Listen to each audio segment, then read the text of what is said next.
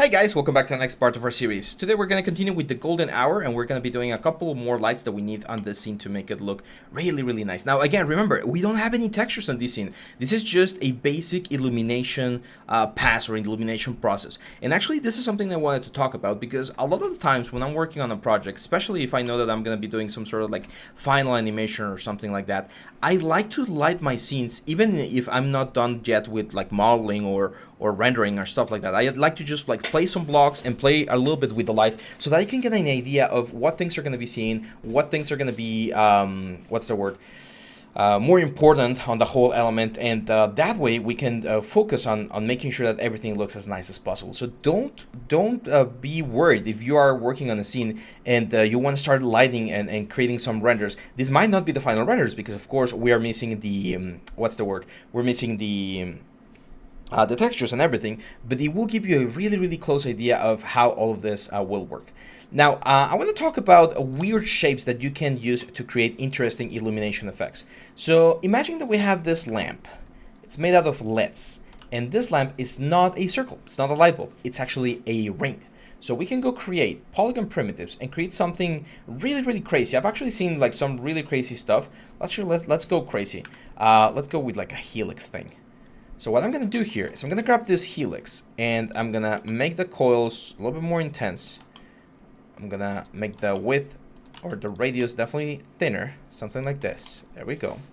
And I am going to reduce the amount of subdivisions because the more subdivisions you have, we're going to be using mesh lights, as you might imagine, and the more subdivisions you have, the more intense it's going to be. Well, what I can do is I can create a really complex shape. You've probably seen this sort of like modern art pieces where they just like weld together a lot of like crazy looking stuffs, and it's just like a really like nice looking magical lamp, right? We're not gonna use it, or what I mean by this is we're not actually gonna see it. We're just gonna combine this whole thing into a single object. It's gonna be above our whole thing. Like you can imagine this thing hanging from the top. Maybe it's made out of a lot of LED lights, and this thing is just gonna be a mesh light. So I'm gonna go Arnold lights. I'm gonna create a mesh light. I do want the shape to be visible, so I am gonna make the light visible. And if we go to the render setups and we render update full scene, by default, of course, nothing's going to happen, right? If we render, yes, we do have one extra light up there, but it's not really going to do anything. We need to increase the exposure because we have a relatively big scene, and without having that exposure, it's going to be a little bit difficult to see anything. Let me pause real quick because this thing seems to be stuck. As soon as I said that, it got unstuck, so there we go. And now, yeah, we're just gonna increase this into like a more interesting effect. So as you can see, I'm sampling or making this exposure or setting this exposure to 10. And as you can see, there's a lot of samples everywhere. I'm definitely gonna be using color temperature. It's gonna be a really nice warm color that we're gonna be getting onto the scene. So we are not like mandated, or we don't have to always use traditional area lights or spheres and stuff like that. You can use weird shapes, and it's definitely going to give you a more interesting look. Right now we're not getting any weird shapes because remember, an object won't create shapes, right? Like if you have if you have an object emitting light, it's not going to be projecting any sort of shadow. Now if you say, hey, but I would love to have some sort of shadows here, well, there's a couple of options. Maybe we can grab this object right here. Let's duplicate this. And this duplicated, let's delete the lights. Let's grab this thing. I think it hides it or something for a reason. Or let's just right click, assign existing material, and let's assign the Lambert one. Huh, that's very weird. It's not doing it. Let's duplicate this again. We don't want this. And then here,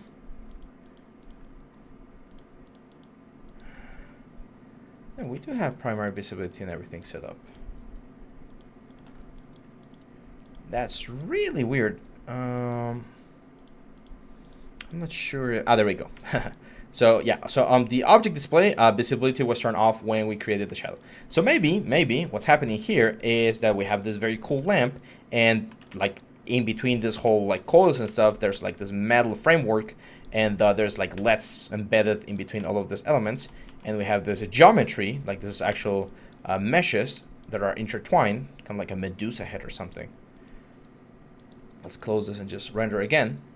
And then now that should project, as you can see, some very cool shadows right there. If we go back to our shot cam, we might expect to see some interesting shadows being projected on some parts of the floor, right? And yeah, that's a way we can illuminate this scene right here. Now we're going to talk about illuminating this part right here, because I don't want to add more lights. I think we have enough lights. I think this looks very nice, very warm. If we were to add, for instance, the lens effect, and we add a little bit of like the bloom that we have here, and we increase or actually decrease the threshold to make things like bloom a little bit more. We'd play around with the sort of like, again, golden hour sort of thing. But I think we're missing some light here, like on the back. And again, I don't really want to have like one specific light bulb. It wouldn't even make sense, right? Because we don't really have anything.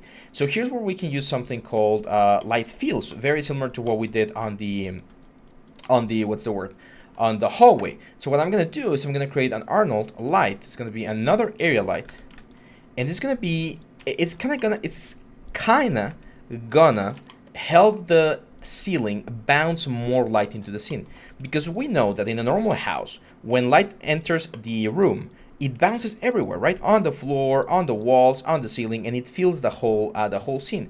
But I know that right now, if I only left my HDRI doing all of the work, it wouldn't be able to fill the whole thing.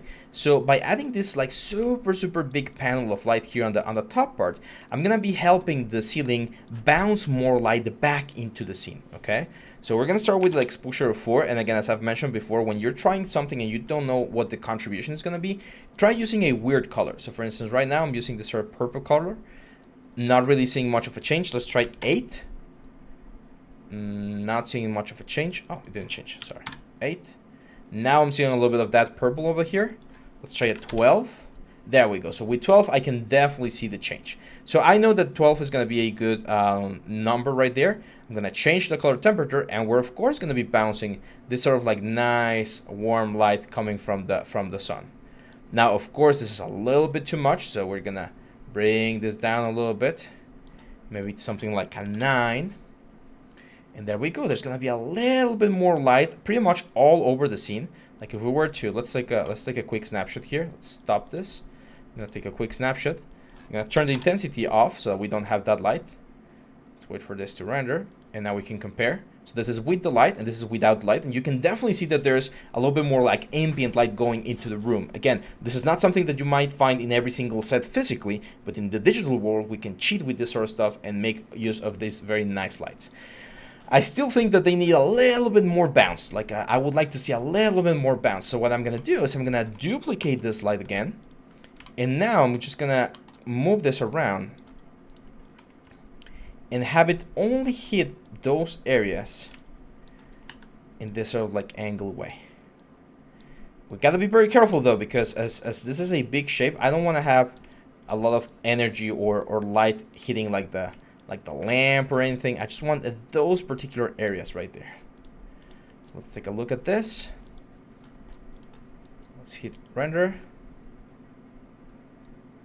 Let's play around with the intensity on this ones. Again, I just want to make sure that we see it. Feels like I need to update. Let's do a quick update. There we go. I'm not seeing the change. It's a little bit weird. Let's try more intense light. Really? Oh, silly me. I forgot. Since I duplicated this one from the ceiling, it had its intensity set to 1. Of course, this is gonna completely, yep. It's gonna be way too much. That's too much exposure right here. So let's go back to 9 and let's take a look. And there we go.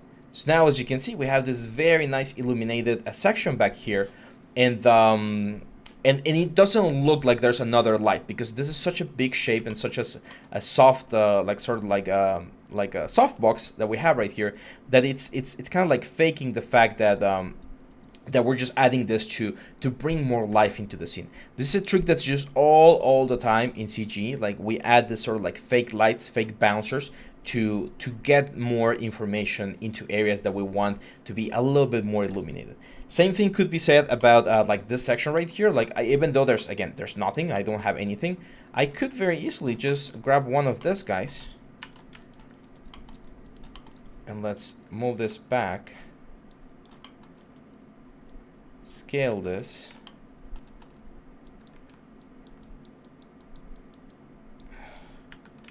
and use this to push some light into that specific section.